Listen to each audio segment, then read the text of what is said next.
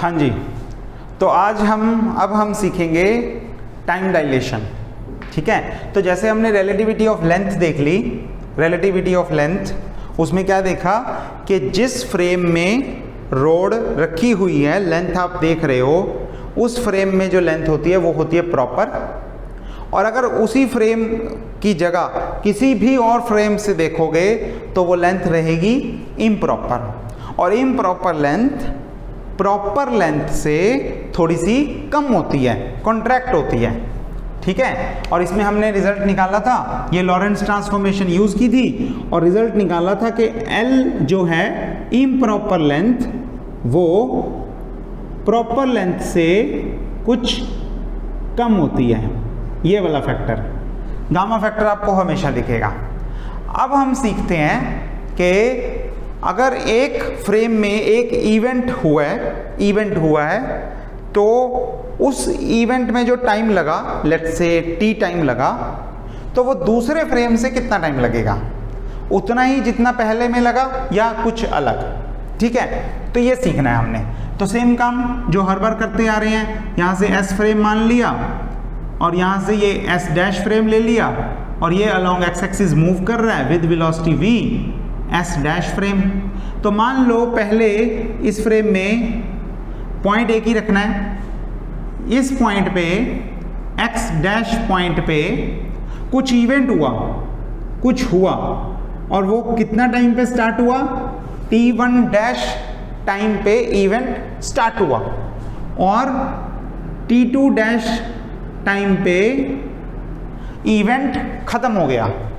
ठीक है, जैसे कि मान लो मैंने इस जगह पे ये पेन छोड़ा, तो इवेंट स्टार्ट कब हुआ, मैंने 3 सेकंड के बाद पेन छोड़ा। ठीक है, 3 सेकंड के बाद छोड़ दिया और ये नीचे गिर गया।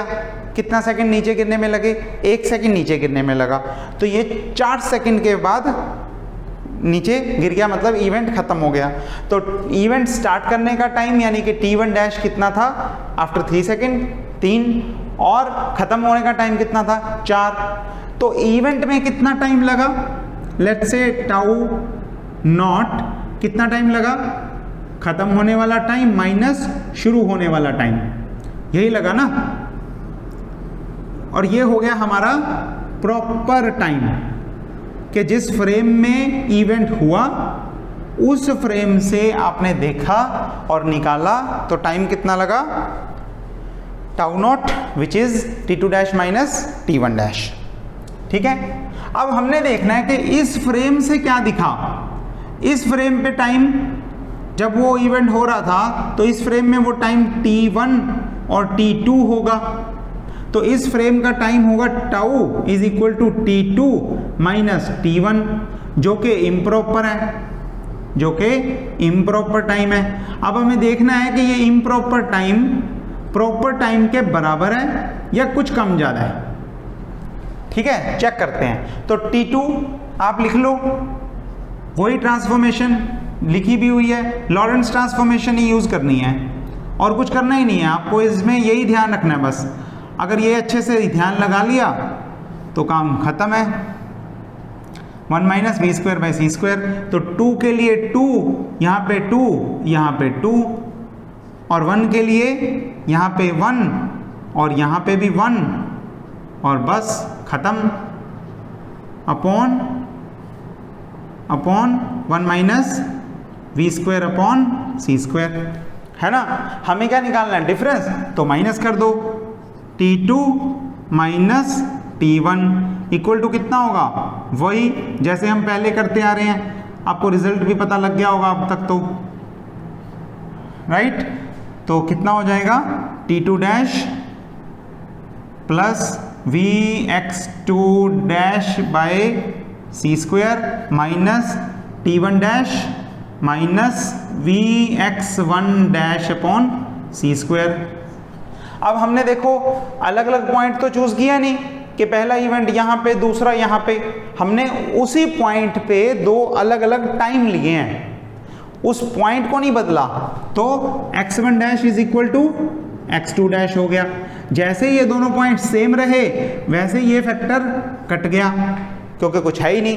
तो ये किसके इक्वल आ गया, ये आ गया T2 dash minus T1 dash divided by 1 minus v square upon c square. Simple था। और ये किसके इक्वल है, T2 माइनस T1 के, यानी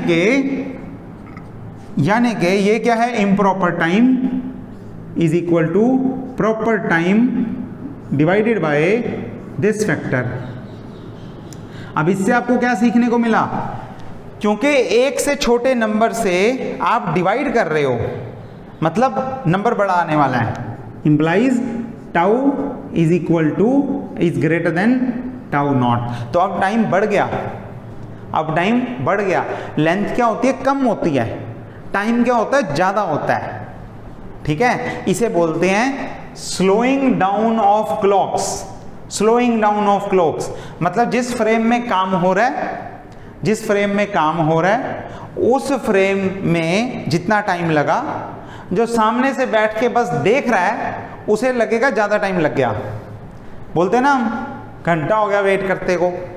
जो बंदा वेला खड़ा होके सिर्फ वेट कर रहा है उसके लिए वो टाइम शायद बहुत ज़्यादा है, बहुत लंबा है, लेकिन जो एक्चुअल में काम कर रहा है उसे इतना टाइम लगा नहीं जितना कि वेट करने वाले को दिख रहा है कि लग गया।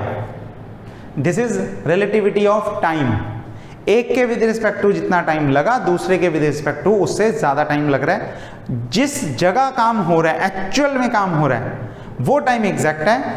बाकी जो भी देखेगा दूर से वो उस टाइम को क्या करेगा, उसे वो टाइम ज़्यादा ही लगेगा क्योंकि उसकी घड़ी स्लो चल रही है। ठीक है, तो अगर आप वर्किंग में हो तो आपको लेंथ ज़्यादा मिलती है और टाइम आपको एक्चुअल में कम लगता है इवेंट को करने में। लेकिन अगर आप सिर्फ दूसरे फ्रेम से देख रहे हो तो कहानी बदल जाती है। ठीक है, तो ध्यान रखना है इस चीज़ का। रिलेटिविटी हमें बड़ी खूबसूरती से ये सिखाती है कि लाइफ में किसके पॉइंट ऑफ व्यू से क्या चीज़ क्यों ऐसा बिहेव कर रही है, मतलब किस हिसाब से चीज़ें देखी जा रही हैं और किस हिसाब से चीज़ें एक्चुअल में हो रही हैं। प्रॉपर क्या है, इम्प्रॉपर क्या है, ये आपको बिल्कुल देखने को मिलता है इसमें। ठीक है, बड़ा सिंपल सा और प्यारा सा अच्छा सा आर्टिकल था, ये कर लेना। अब हम सीखते हैं, इसके बाद हम सीखेंगे कि इसका कोई एविडेंस है कि लेंथ कॉन्ट्रैक्ट होती है, टाइम डाइलेट होता है। ठीक है, बाकी वो दोनों पॉइंट्स तो कॉमन है, आपको पता ही है कि ये वैलिड कब है, जब v क्या होगा, लेस देन c होगा। तो अगर मतलब अगर v कंपेरेबल है तभी ये वैलिड है। अगर v लेस देन c होगा तो tau is equal to tau naught हो जाएगा, है ना, ये आपको पता है। अच्छा, और अगर इवेंट इस फ्रेम की जगह इस फ्रेम में कर देंगे तो यहाँ वाला प्रॉपर हो जाएगा, दूसरे वाला इम्प्रॉपर हो जाएगा और वो ज़्यादा लगेगा।